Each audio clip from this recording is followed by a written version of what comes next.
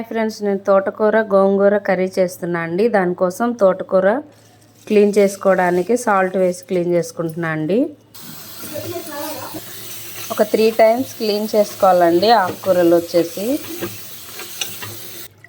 ఇలా సాల్ట్ వేసుకోవడం వల్ల ఆకుకూరలకి ఏమన్నా ఉంటే డస్ట్ పార్టికల్స్ మొత్తం క్లీన్ అయిపోతాయండి.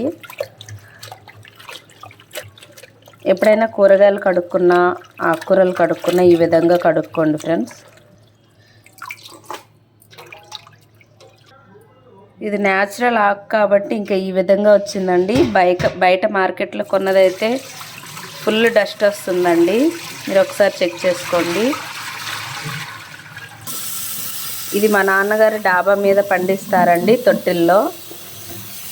నాకు ఎవ్రీ వీక్ వస్తూ ఉంటుంది. నేను డిఫరెంట్ వంట చేస్తూ ఉంటానండి.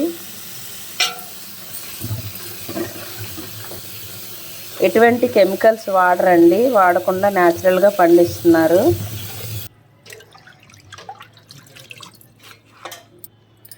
నీళ్ళు చూడండి ఎంత నీట్గా ఉన్నాయో. నేను ఒక 3 టైమ్స్ క్లీన్ చేసుకుంటున్నా అండి. ఇది వచ్చేసి గోంగూర. ఇందులో కూడా కొంచెం సాల్ట్ వేసి క్లీన్ చేసుకుందాం.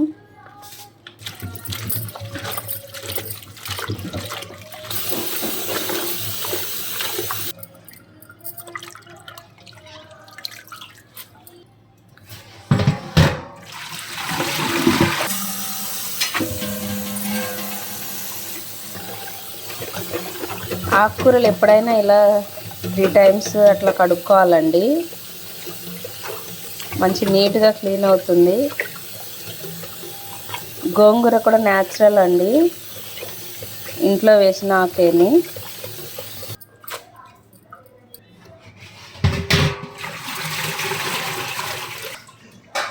ఇదిగోండి ఈ విధంగా శుభ్రంగా క్లీన్ చేసుకోవాలి. మీకు గనక డాబా మీద పాసిబుల్ ఉంటే విత్తనాలు వేసుకోండి, చాలా బాగా వస్తాయండి. గోంగూర తోటకూర ఇలా కుక్కర్లో వేసుకోవాలండి. గోంగూర వచ్చేసి నేను డైరెక్ట్ వేసేసాను. తోటకూర కొంచెం కట్ చేసుకున్నాను. దీంట్లో కొంచెం కొత్తిమీర యాడ్ చేసుకుందాం. ఉల్లిపాయలు ఒక 3, టమాటాలు చిన్నవి ఒక 4 అండి. ఇలా కట్ చేసుకుని కుక్కర్లో వేసేసుకుంటున్నాను. ఎల్లుల్లిపాయలు పెద్ద సైజు ఒక 2 పాయలండి. ఇలా పొట్టు తీసి పెట్టేసుకున్నాను. మిర్చి తగినంత ఇలా చిన్న ముక్కలు కట్ చేసి పెట్టేసుకున్నాను. ఇవి కూడా కుక్కర్లో వేసేసుకుంటున్నాను. తగినంత సాల్ట్ వేసేసుకుందాం.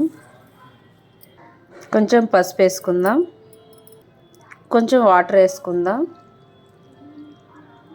మరీ ఎక్కువ అవసరం లేదండి, కొంచెం వేసుకుంటే సరిపోతుంది. ఆకుకూరలో కొంచెం వాటర్ క్వాంటిటీ ఉంటుంది కాబట్టి కొంచెం వాటర్ వేసుకుంటే సరిపోతుందండి. కుక్కర్ మూత పెట్టేసుకుందాం, ఉడికించుకుందామండి. స్టవ్ వెలిగించుకుందాం. ఆకుకూర కొంచెం ఉడికితే కిందికి వెళ్ళిపోతుందండి. ఈ గోంగూర ప్లేస్లో చుక్కకూర కూడా యాడ్ చేసుకోవచ్చండి. చుక్కకూర తోటకూర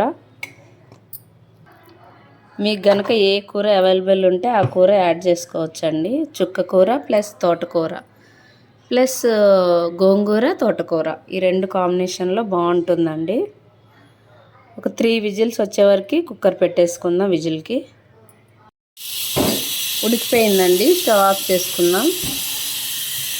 పోపు కోసం చిన్న కడాయి పెట్టుకున్నానండి. వెల్లుల్లిపాయలు పొట్టు తీసుకున్నాను. వీటిని దంచేసుకుంటాను. కొన్ని ఎండుమిర్చి, కరివేపాకు, ఆయిల్ వేసుకుందామండి. ఆవాలు వేసుకుందాం. జీలకర్ర వేసుకుందాం. కొంచెం మినపప్పు,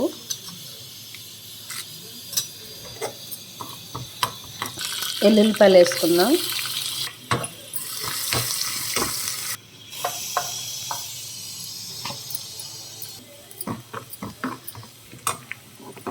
ఎండుమిర్చి, కరివేపాకు వేసుకుందాం.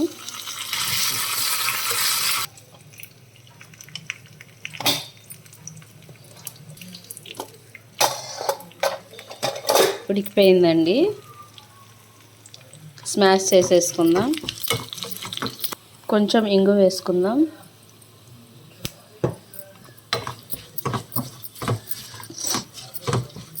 స్మాష్ చేసుకుందామండి. కారం వేసుకుందామండి. మిరపకాయ కారం సరిపోలేదు.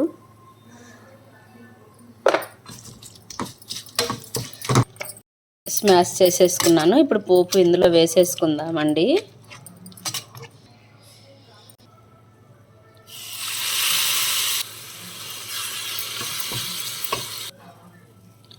పోపు ఇందులో వేసేసుకుంటున్నా అండి. అంతే అండి, రెడీ అయిపోయింది. స్టవ్ ఆఫ్ చేసుకుందాం.